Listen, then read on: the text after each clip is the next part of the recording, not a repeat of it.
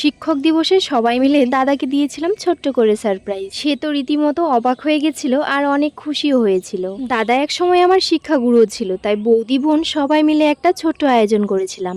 আর ঘুগনি রান্নার দায়িত্বটা কিন্তু পড়েছিল আমার ওপরে। আমি না করা সত্ত্বেও আমাকে এই রান্নাটা করতে হয়েছিল, কারণ তাদের সকলের আবদার ছিল ঘুগনি নাকি আমার হাতে বেশি ভালো লাগে, তাই আমাকেই রাঁধতে হবে। আর এরকম তারিফ পেলে না করা যায় বলো তো? একদম সিম্পল ভাবে খাসির চর্বি দিয়ে রান্না করেছিলাম।